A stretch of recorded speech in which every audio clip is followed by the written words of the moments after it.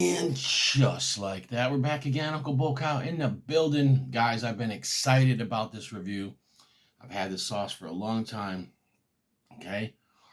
And I've been waiting to review it because I wanted to review it on something special. This is Rise and Smokes It. So it's their table sauce, their cayenne pepper sauce, right? What better to review it on? And what better to review it with? This is also their smoking Cajun seasoning. I believe this is a ghost pepper Cajun seasoning. So I got two things here that I'm going to review on the same food, which is, you guessed it, the classic Carolina breakfast. Sausage, eggs, and grits. And this is why I haven't reviewed it, because I didn't have the right grits. These are organic sprouted grits. They're white and yellow. And these are the best. So, know your ingredients, folks. The grits are unseasoned. They're buttered, but they're unseasoned. So, I'm going to put this. I suggest you guys try this on the grits. A good amount of it, too. Look at that. Don't be scared. You got to feel the spice. All right. The table sauce. Do I have a tasting spoon around here somewhere? Where did my tasting spoon go? Aha. Tasting spoon. We'll do a solo bite for you guys that think that I can't taste hot sauce if it's on food. The same thing with peppers. People think you can't taste the pepper. The pepper is not even hot if it's on food. Tell that to a non-chili head. Yeah. All right, no orifice reducer. I love it. All right, Rise and Smokes It. You can get this at riseandsmokesauce.com. I will put a link in the description, hopefully, if I remember. Nice smooth pour.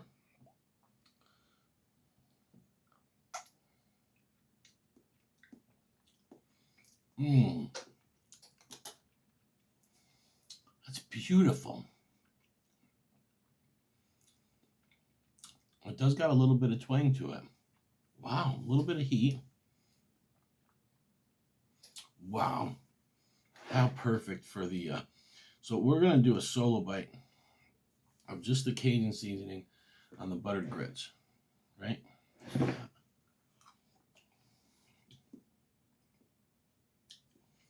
Spot on. Spot on. What an excellent Cajun seasoning. Wow. Now, the Cajun seasoning on the grits is not a North Carolina thing. That's a Louisiana thing. I knew a guy years ago that had a Cajun restaurant. That's what he'd do. He used to sprinkle Cajun seasoning on the grits right before they served them. All right, so let's get the perfect bite here for the sauce. We're going to get a little bit of yolky egg with some sausage and some grits.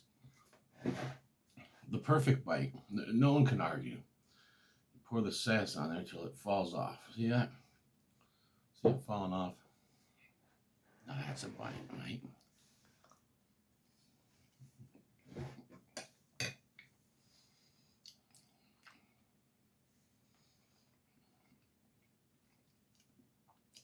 Wow. Wow. Guys, what I try to do, and I don't always do it, because at dinner time I hardly ever do reviews. Just the house gets chaotic and I just want to sit down and eat.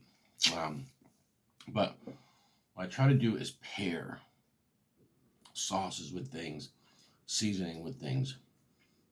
And this right here is just perfect. And I knew it would be. I knew it.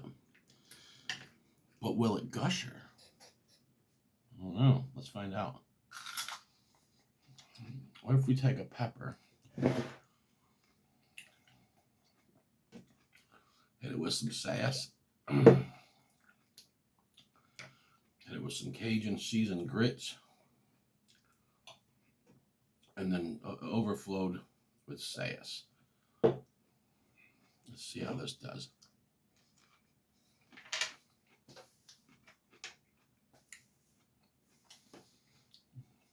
Well, that could be an appetizer right there. Woo! That definitely kicked it up a notch. Now, some will argue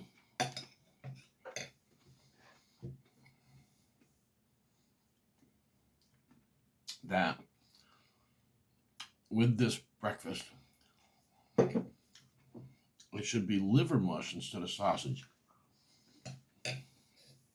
That's debatable. Matters what part of the state you go to. When I lived at the coast, hardly nobody down there ate liver mush. But when I lived in Salisbury out by Charlotte, it's a thing. It's a thing. Every single diner, breakfast spot, they all have it. And I don't like it. However, if you give me a piece of it fried real thin, extra crispy, on a plate with some grits, eggs, toast or something, I'll throw it on the toast with some grits and eggs, and I'll eat it with hot sauce. But liver mush, anybody that doesn't know what that is, I think certain people upstate would compare it, up north, and compare it to scrapple. Although I think scrapple is made with oats and pig innards and stuff. Liver mush is made with cornmeal, almost like grits, and all the pig guts and snouts and liver. Okay, it's very minerally livery, but I think it's mostly liver. What they do is they cook down all those innards into a gray, like, slurry. They add some cornmeal to it to thicken it up. They pour it out. They chill it, and then cut it into blocks. And you can buy it in the grocery stores around here. And then what you do is slice it. You can just pan sear it. Some people actually put flour and cornmeal on the outside of it and fry it like that, which if I'm going to have it, I like it that way better. But it's just not my cup of tea. It's very livery. You know what I'm saying?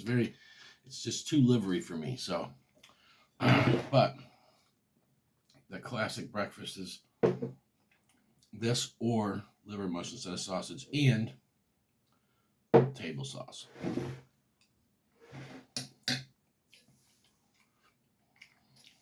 Wow, it's really good. It's not that hot, so if you guys are chili heads and you want to order a nice variety pack, go to Rise and Smoke. Get you some All In or Slow Death is a scorpion pepper one. Those got good heat to them. Oh man, he's got taco sauces too. You can order both. There's Fiesta Caliente, which is hot. Not burn your face off hot, but it's one of my favorite taco sauces out there. And he's got Buenos Nachos, super mild. My daughter eats it. But grab you some of this if you want a good table sauce and something for the family, right? If you have a little caddy, we actually have one here, but if you have a little caddy on the table, you'd be like, this is family friendly, guys. Hey, you put your hot stuff in the fridge or on a shelf somewhere else. Grab you this. This is good for the whole family. It's just really good pepper flavor. It's not as thin as most table sauces. It's got a decent, it's not thin like Texas Pete or nothing.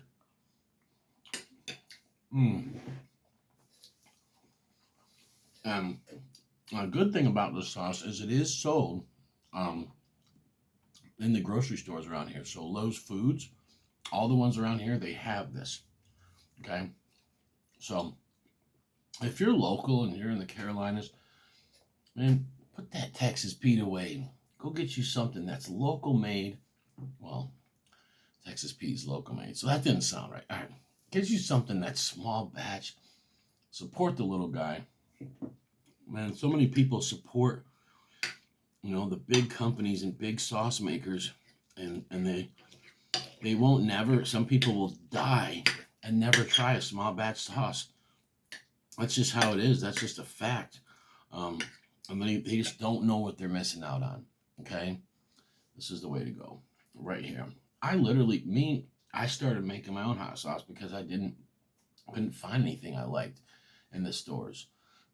One day, I ran across Rise and Smoke. It was all in. It was the first sauce, and I reviewed it, and I loved it. Um, and then I got more sauces, and Mike Palmetier is just a master sauce maker.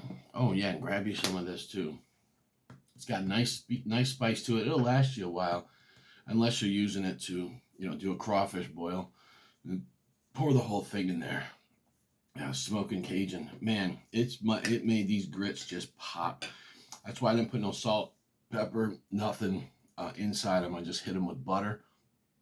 And wow, all I got to say is this stuff is top notch right here. All right, guys. Uncle Bocow frickin' loves you. It hot sauce, Rise and Smoke. What?